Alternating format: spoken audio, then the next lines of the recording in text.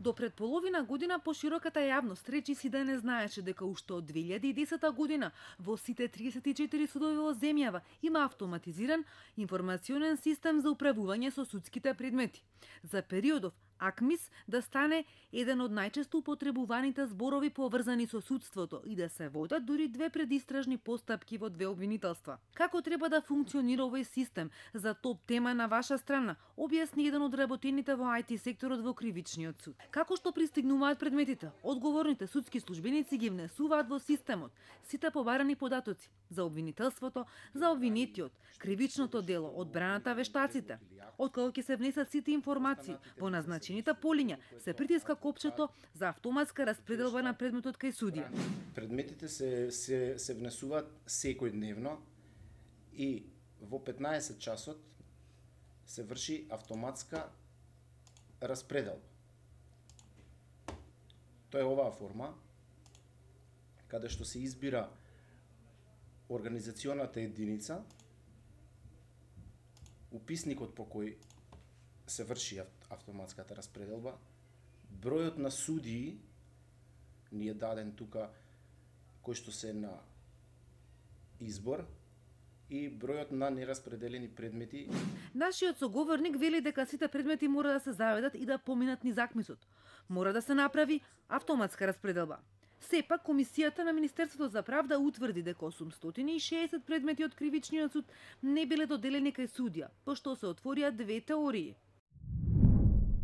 Дека воопшто не се заведени во АКМИС системот, дека се внесени предметите во системот, но не е направена автоматска распределба на судија. Дури првично и да се избегне АКМИСот, на крајот предметот мора да се внесе во системот, а тоа судијата може да го чини многу скапо при оценката, бидејќи согласно членот 109 од Законот за судски совет, судијата е должен да ги почитува законските рокови за преземање на дејствија и објавување на пресуди. Се што се внесува во системот остава трак, велат познавачите. Не може да се сокрие ако предметот се распоредува повеќе пати, додека не стаза кај посекуваниот судија. Но утврдено е дека манипулациите може да се прават и на друг начин. Првиот, зашто откри Комисијата од Министерството за правда, е честото менување на распоредите и префрлање на непожелните судии од одел во одел за да бидат тргнати од автоматската распределба и ним да не им се паднат жешките предмети, како што еден период тоа беше со предметите на СЈО.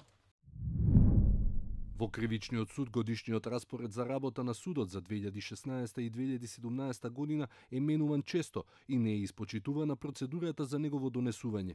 Во рок од речиси 2 години бил 10 пати менуван, од кои во месец септември 2016 година бил сменет 3 пати. Во Врховниот суд не се почитувала процедурата за годишна промена на распоредот. Например, во 2017 година годишниот распоред за работа на судиите бил сменет 9 пати. Распоредот со судиите се прави еднаш годишно, а потоа само по исклучок се врши прераспределување, објаснува актуелниот претседател на Кривичниот суд Джолев.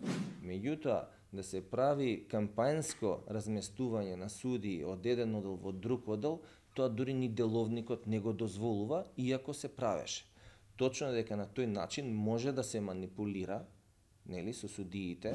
Во судов изминатата година имаше голем број на судии кои што беа прераспределувани во оделот за прекршоци и после 2 месеци истите беа враќани на старите оделенија. Во тој период голем дел од некои интересни предмети беа распределувани. Па откако ќе се завршеше таа распределба, се враќаа судиите на старите оделенија. Другиот начин што го посочи извештајот од правда е со исклучување на судии од автоматската распределба и со тоа се оневозможуваат да добијат некој конкретен судски предмет.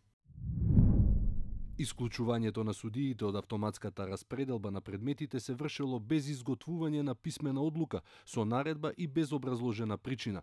Тоа се правело само со параф на претседателот на судот и со телефонско јавување во судската писарница. Джоле вели, судскиот деловник наведува јасни и прецизни ситуации кога и како може судијата да биде исклучен од АКМИСот. Причина за исклучување на судијата од прием на нови предмети може да е отсуство на судија подолго од 5 работни дена, што значи доколку станува збор за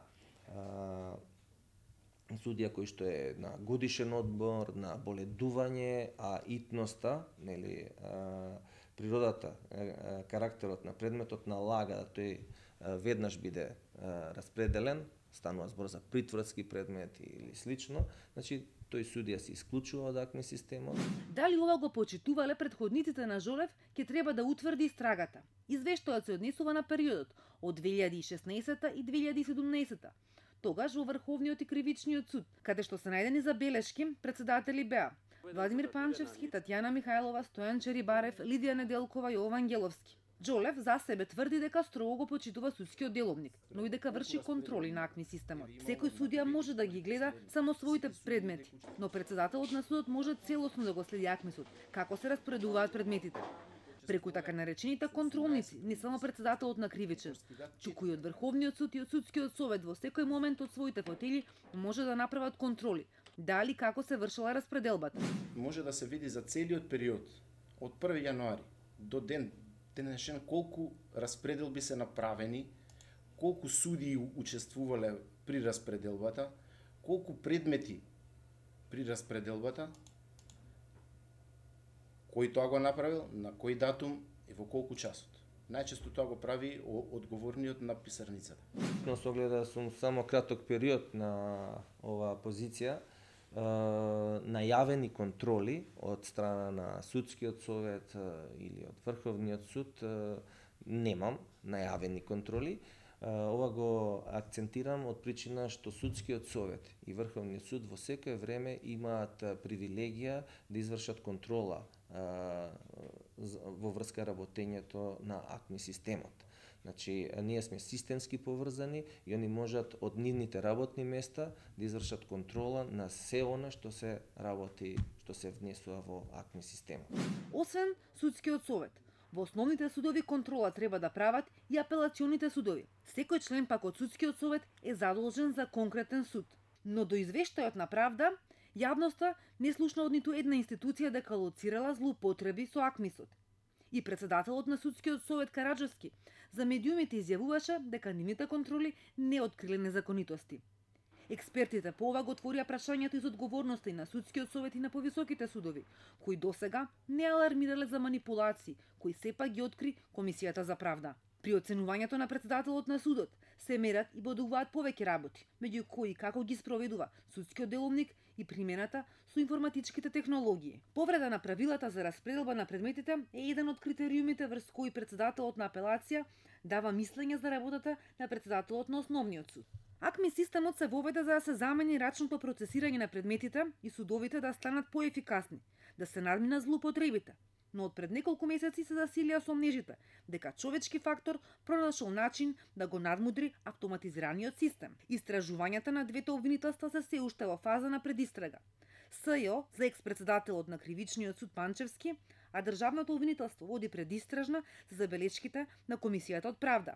Председателот на Судскиот совет на почетокот на годината се пожали дека извештајот без потреба е ставен како доверлив, а советот се уште не го разгледал на седница.